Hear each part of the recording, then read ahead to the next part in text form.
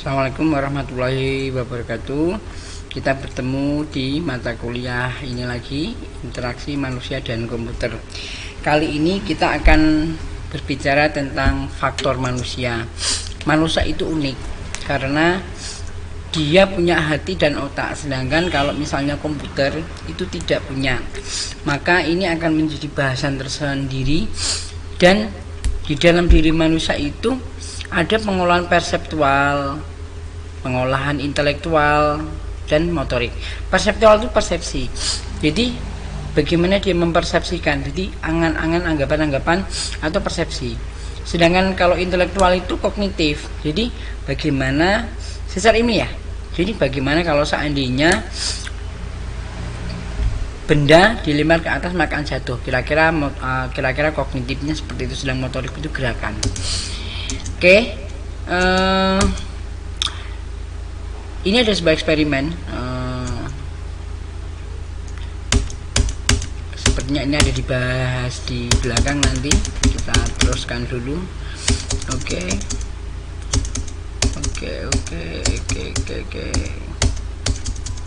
Oke, faktor manusia. Manusia konsepnya sama dengan komputer. Jadi kalau komputer ada input, output, dan processing, maka manusia juga sama, dan sistemnya adalah ada hardware, software, dan firmware. Ini tidak bisa dipisahkan. Ada perangkat keras bagus, canggih, modern, tetapi softwarenya tidak ada, ya seperti rongsokan yang tidak berguna. Sudah ada software, ada hardware, tapi tidak dioperasikan, juga tidak bisa. Jadi ketiganya memang satu kesatuan yang tidak bisa dipisahkan. Kemudian komputer itu dimodelkan input, output, dan output devices. Jika ada input dan diolah, maka nanti akan menghasilkan output. Dan sistemnya adalah garbage in is garbage out atau GIGO. Maka yang dimasukkan sampah, keluarnya juga akan sampah. Namun bisa juga gold in is gold out, yang dimasukkan emas, keluarnya juga emas. Oke. Nah, ini yang dikatakan antarmuka ini selalu berkomunikasi, selalu berhubungan, dan terintegrasi. Maka harus dipahami cara kerjanya. Tanpa memahami cara kerja yang baik, maka tidak akan bisa digunakan juga. Ada piranti input. Pada manusia tentu saja inputnya adalah panca indera, ada kulit, mata, telinga, dan sebagainya. Kemudian dari sensor ini kemudian dikirimkan ke memori dan otak, dan akan diproses, dan selanjutnya akan dihasilkan keluaran. Jadi misalnya ada sensor panas, maka ketika ada panas, maka kita akan dipikirkan bahwa itu panas, dan kemudian otak mengirimkan perintah kepada tangan atau anggota tubuh kita yang sedang tersentuh harus menghindar, dan proses itu cepat sekali. Maka bisa juga proses itu kecepatannya sangat tinggi sehingga menjadi refleks. Oke. Nah, kemudian kesulitannya ini adalah karakteristik manusia itu beda-beda. Setiap manusia punya karakteristik yang berbeda, punya hati yang berbeda, pemikirannya juga akan berbeda. Penglihatan. Nah, kita akan berbeda sekali ketika kita melek dan juga terpejam. Tentu saja kalau terpejam kita tidak bisa lihat apa-apa, artinya sensor ini tertutup. Namun tentu saja masih ada sensor lain. Mata manusia ini dipaksa untuk berpersepsi bahwa mengakui gerakan, ukuran, bentuk, jarak, posisi, tekstur, dan warna itu sifatnya adalah 3 dimensi. Oke. Nah, apalagi komputer ini layarnya 2 dimensi, namun mata kita dipaksa untuk mengakui bahwa itu adalah 3 dimensi. Kemudian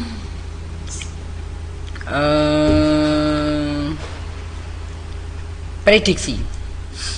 Jadi kita sifatnya hanya prediksi, ya. Kemudian bagaimana tentang penglihatannya dari luminance.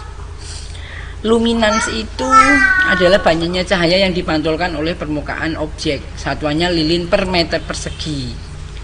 Makin besar luminan dari sebuah objek, maka rincian objek yang dapat dilihat oleh mata juga akan bertambah. Diameter bola mata akan mengecil. Zooming sehingga meningkatkan kedalaman fokus. Kayak lensa, ketika misalnya ada cahaya terang, maka lensa akan mencekung.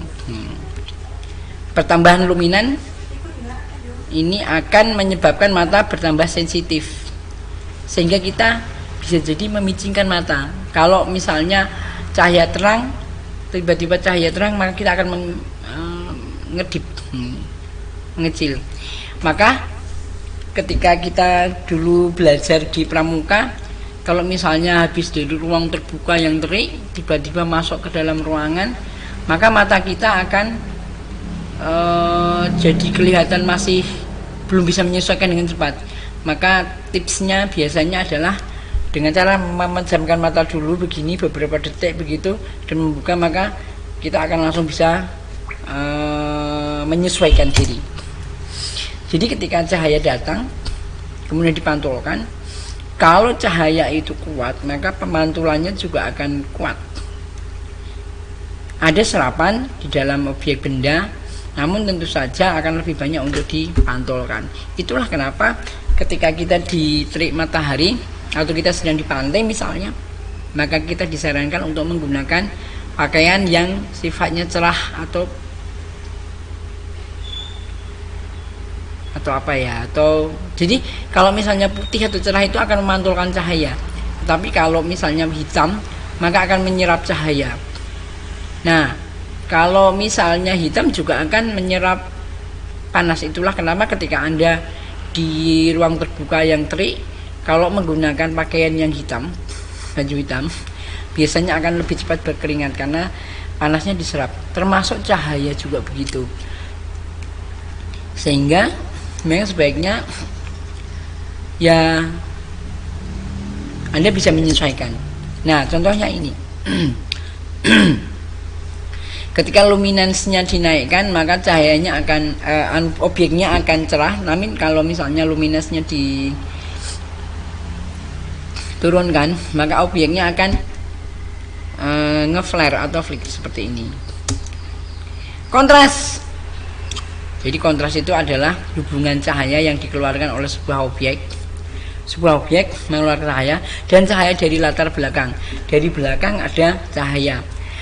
Semakin, selisih antara luminan objek dan latar belakang dibagi dengan luminan latar belakang. Artinya, kalau misalnya latar belakangnya cahayanya lebih kuat, maka foregroundnya atau benda yang ada di depannya akan menjadi gosong atau tidak kelihatan. Ini disebutkan nilai kontras plus ditulis jika cahaya yang dipancarkan sebuah objek lebih besar dibanding dengan dipancarkan oleh latar belakangnya. Tadi dikatakan kalau misalnya objeknya mengeluarkan cahaya atau memantulkan lebih kuat, maka foregroundnya lebih kelihatan daripada cahaya yang dari latar belakang. Dan sebaliknya, nilai negatif, objek akan bisa menjadi negatif atau positif tergantung dari luminans sebuah objek terhadap luminans dari latar belakangnya. Jadi cahaya dari depan dan cahaya dari belakang itu akan sangat berpengaruh. Ketika di dalam perkameraan Anda menggunakan main lensa, jika Anda ngambil gambar dan di belakangnya ada cahaya kuat, maka biasanya gosong foregroundnya, objeknya, sehingga kita harus mengambil cahaya yang datang dari sana kemudian dipantulkan dengan menggunakan tombol backlight kalau ada. Nih, jadi ini adalah cahaya backlightnya dikuatkan dan cahayanya direndahkan, hasilnya tentu wajah akan berbeda. Kecerahan atau brightness, ini tanggapan subjek pada cahaya. Nih, brightness ini akan berdampak pada kecerahan pada objek. Oke, ini nanti di bawah ada kisi-kisi. Kemudian yang penting lagi adalah ini kalau misalnya brightnessnya dikuatkan, ini makin kuat, tapi ini makin lemah. Nah ini kalau Anda lihat, yang membedakan adalah kalau ini tidak ada blockingnya, sedangkan yang di sini ada blockingnya. Maka sama-sama di tengah-tengah ini kalau Anda lihat seperti ada titik yang berbeda. Ini juga begitu, padahal nggak ada. Ini yang namanya kisi-kisi Hermann, karena yang menemukan adalah Hermann. Jadi ini tipuan sebenarnya. Kenapa? Karena mata manusia sulit untuk membedakan dengan cepat. Sudut penglihatan atau visual angle. Ini sudut yang berhadapan dengan objek pada mata. Kemudian ini ada ketajaman penglihatan atau visual acuity. Ini sudut penglihatan minimum saat mata masih dapat melihat suatu objek dengan jelas. Nanti kita lihat. Ini formulasinya. Formulasinya. Nah, ini adalah sudut penglihatan pada manusia. Ini adalah sudutnya dari sini sampai sini. Karena kalau dari sini berarti sudah tidak bisa terlihat. Ini tidak bisa terlihat. Ini jarak pandang. Ini jarak pandang. Jadi kalau misalnya kita dalam artian normal begini melihat, maka yang di sini, nah ini sudah tidak bisa lihat. Inilah ini. Tapi yang ada dalam theta ini sama inilah yang terlihat. Itu yang namanya visual angle. Medan penglihatan. Ini adalah sudut yang dibentuk ketika mata bergerak ke kiri terjauh dan ke kanan terjauh. Kepala tetap diam. Nah, ini udah nggak bisa terlihat. Ini yang terlihat. Nah, ini. Nah, kenapa begitu? Karena medan penglihatan sangat penting dalam menentukan ukuran layar. Tidak mungkin ketika kita membuat program nanti layarnya itu objek kita taruh di atas di dalam komputer ya, karena ada frame di atas layar, nggak mungkin. Nah, untuk inilah yang namanya visual angle. Binokuler daerah 1 ya. Lokasi kedua mata mampu melihat objek dalam keadaan yang sama. Binokuler. Begini, melihat begini. Daerah 2, monokuler kiri, lokasi terjauh yang dapat dilihat oleh mata kiri ketika mata kiri digerakkan ke sudut paling kiri. Nih. Sedangkan monokuler kanan itu gini, paling jauh pada saat mata digerakkan ke arah kanan. Blind, daerah buta, blind spot. Ya di belakang kita nggak bisa ngelihat. Ya semacam ini udah kesana nggak bisa, itu namanya blind spot, daerah buta. Sekali lagi, ini untuk nanti ketika kita membuat program, maka properti objek akan kita letakkan di mana, ini akan berpengaruh. Kemudian derajat ya. Nah ini yang dikatakan. Jadi ini adalah visual angle, ini sini. Nah, kalau digerakkan ke kiri, mata ke kiri, ini digerakkan ke kiri, tentu saja ini nggak bisa terlihat karena mata ikut bergerak ke sini, krek begini. Sedangkan kalau mata kanan digerakkan ke arah kanan terjauh, ini kepala tetap diam, maka ini akan bisa sejauh ini, sedangkan ini bergerak ke sini. Ini area buta, blind spot. Ini area maksimumnya. Kemudian warna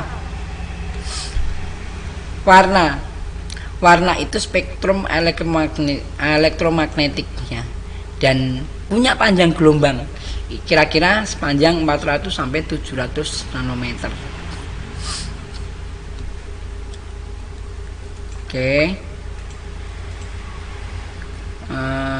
Nah, mata manusia itu kira-kira bisa melihat sebanyak 128 warna yang berbeda. varian. Kemudian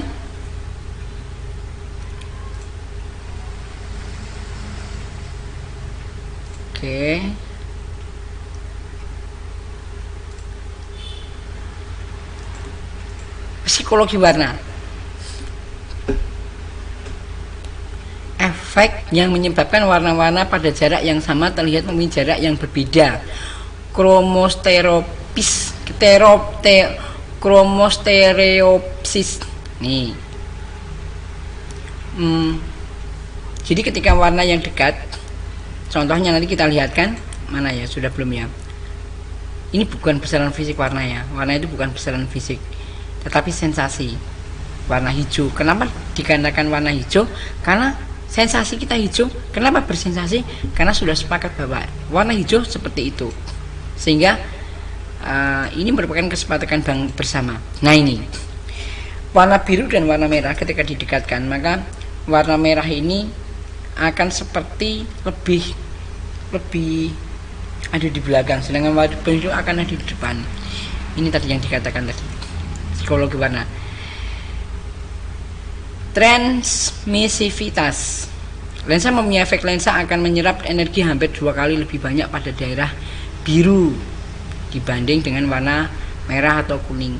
Itulah kenapa warna biru lebih banyak membutuhkan energi ketika melihat. Jangan salah, ketika kita melihat warna juga akan membutuhkan energi. Makin tua, penggunaan lensa akan makin bertambah, yang menyebabkan warna mata menjadi semakin tidak sensitif terhadap warna biru. Jadi semakin mata tua, maka warna biru tidak akan makin terlihat. Dan ini akan berpengaruh pada transmisivitas cairan mata uang ya. Akibatnya apa? Pandangan mata menjadi kabur dan tidak terang, akhirnya menjadi rabun dan bisa jadi menjadi mata flash nih. Dan kalau kita lihat, ini ada warna merah, kuning dan biru, maka warna merah ini akan menonjol. Oke.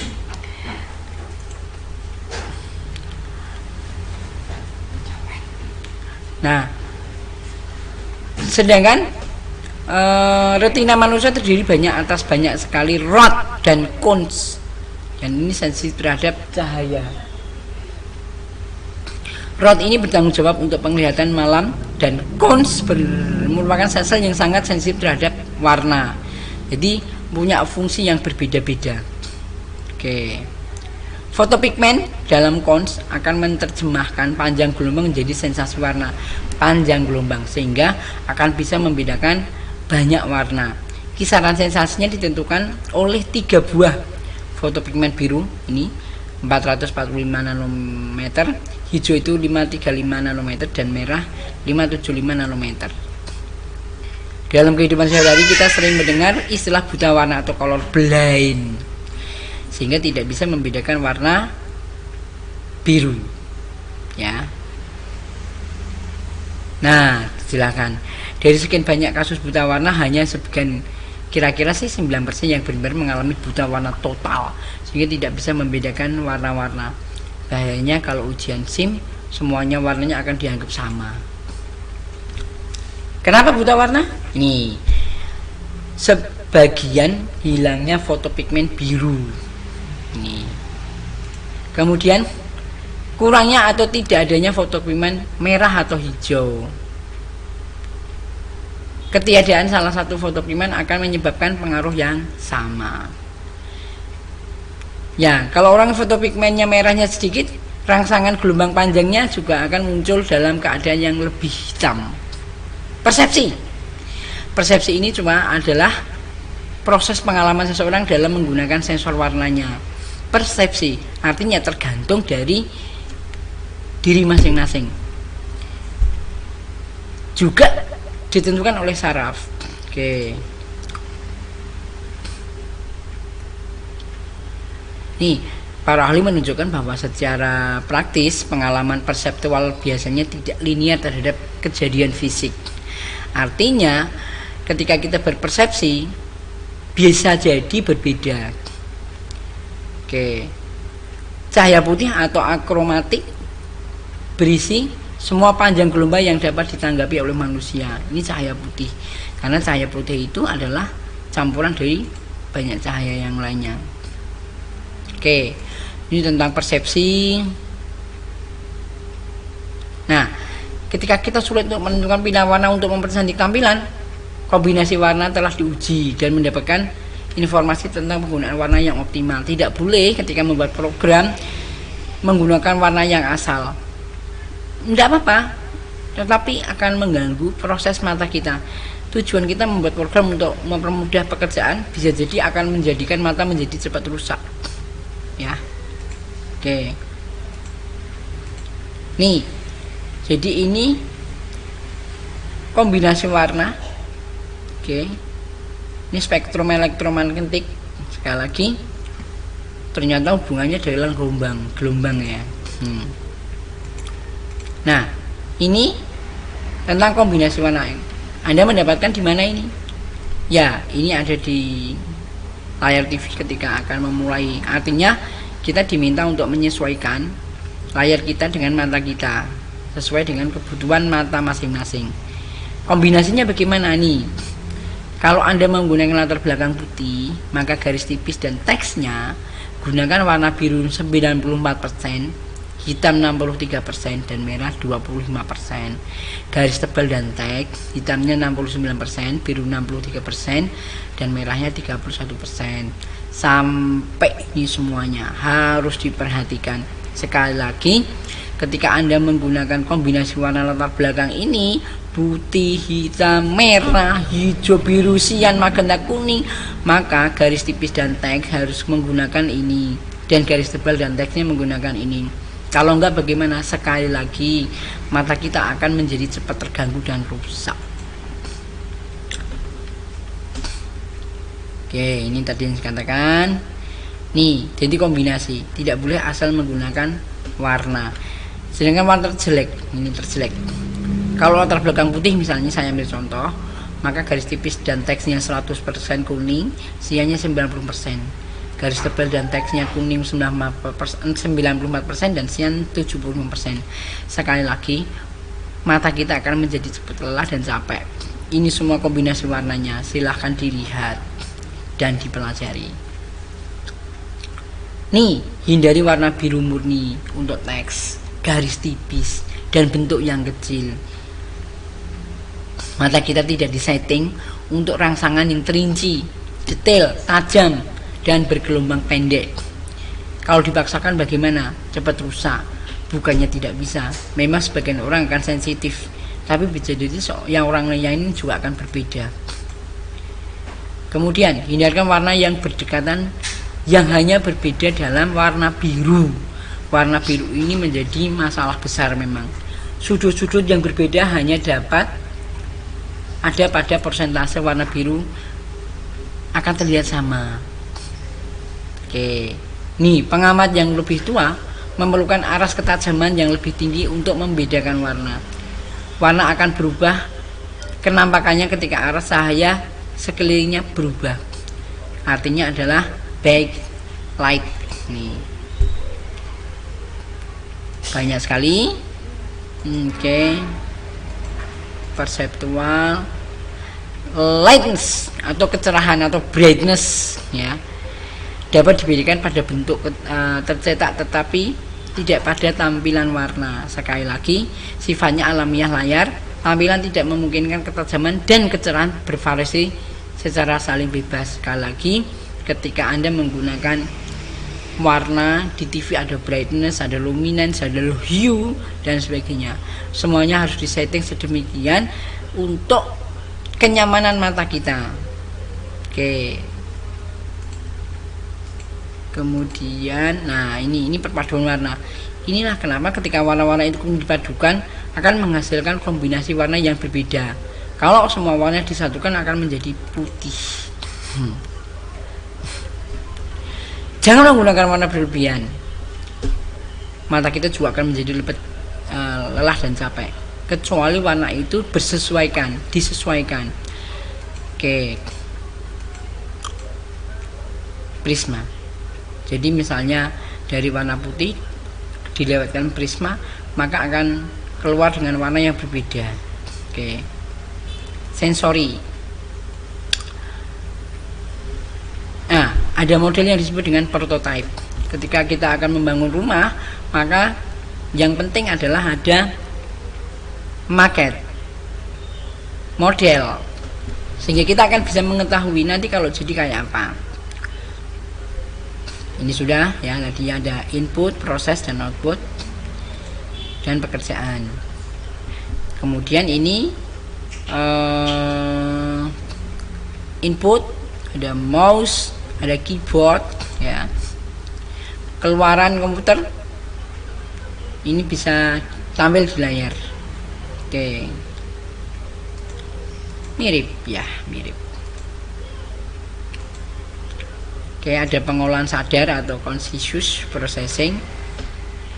Refleks itu kalau misalnya kita kena panas maka kita akan jingkat, itu refleks ya. Oke, ini lingkungan luar, register sensori, memori jangka pendek dan memori jangka panjang. Nih, kalau register sensori ini kira-kira sebesar 0,2 detik. Nih, ya. Jadi sensor kalau kita ya itu tadi panca indera, kalau komputer bisa mouse, bisa keyboard, mungkin sekarang kamera ya. Oke. Otak manusia ini menurut McCarthy tahun 98 membagi beberapa. Jadi kalau otak kiri dan otak kanan. Otak kiri berpikir logis, otak kanan berpikir raca. Otak kiri berpikir berurutan atau sequel. Otak kanan berpikir intuitif atau naluriah.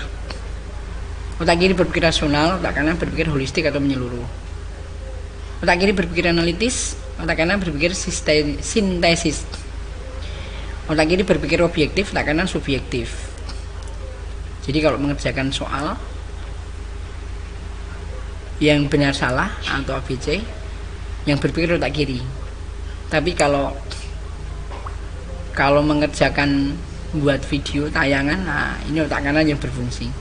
Kalau berpikir kritis di kirinya, otak kanan berpikir kreatif. Otak kiri mengamati sesuai sebagai bagian-bagian ini sebagai sesuatu yang bulat. Nah, artinya kadang-kadang memang otak kiri dan otak kanan memang tidak imbang, tetapi kalau misalnya bisa menseimbangkan maka akan bagus sekali. Sayangnya memang tidak bisa otak kiri dan otak kanan disamakan. Oke.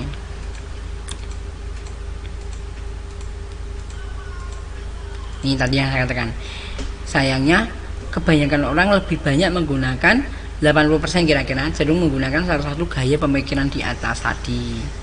Ada yang otak kanan lebih menonjol atau otak kiri lebih menonjol dan sulit untuk menggunakan secara bersamaan. Nah, memori jangka pendek ini penyimpanan temporer. Kalau komputer ya berarti RAM. Kalau manusia otak kecil. Nah, dan disimpan dalam bentuk kode digital, bukan fisik. Artinya bisa hilang. Oke. Ini jika nomor telepon dinyatakan sebagai untai karakter ya, yang panjang misalnya 0271 70 10 206, maka seseorang dapat merasakan adanya kesulitan untuk mengingatnya. Sulit ya. Tetapi kalau kemudian dikombinasikan dengan bukan angka, maka akan menjadi mudah diingat. Oke. Nah, ini misalnya dikatakan bahwa memori jangka pendek, jika permainan catur maka pemain bisa mengingat 5 posisi buah catur. Tetapi kalau lebih dari itu biasanya akan kesulitan. Nah, namun berbeda kalau seorang grandmaster ini tentu akan berbeda. Kenapa? Karena sudah terbiasa. Oke. Jangka pendek dan jangka panjang. Oke. Kemudian kapasitas memori jangka panjang, tidak tahu. Oke. Sikap dan kecemasan. Oke. Manusia punya kecemasan, tentu komputer tidak. Nah, kecemasan manusia akan berpengaruh pada memori jangka pendek, sehingga ketika belajar akan sangat terganggu. Nih, kecemasan yang berlebihan akan menimbulkan sikap negatif yang ada pada gilirnya, akan memburuk kinerjanya. Jadi jangan terlalu cemas. Nah, komputer ketika Anda membuat program, maka harus dirancang sifatnya adalah ramah pengguna. Artinya ketika siapapun menggunakan akan mudah. Kalau tidak, maka orang akan kesulitan. Kalau kesulitan, orang tidak akan mau menggunakan. Artinya program itu tidak akan bisa digunakan. Nah, sebaiknya ada modul atau katalog atau pedoman ketika Anda membuat sebuah program ini. Agar apa? Pengguna untuk menggunakan bisa mempelajarinya. Motorik, ya namanya motorik berarti adalah gerakan atau ini tubuh kita. Respon utamanya adalah 2 tangan dan 10 jari dan ini 2 kaki. Oke. Nah, ketika orang mengetikkan 10 jari bisa 1000 huruf per menit. Ini biasa. Tetapi bagi orang yang mengetik 2 jari kecepatannya bisa naik 400 huruf dan menit. Ya. Ini. Jadi berbeda. Oke. Cukup dulu sekian. Semoga bermanfaat. Terima kasih. Assalamualaikum warahmatullahi wabarakatuh.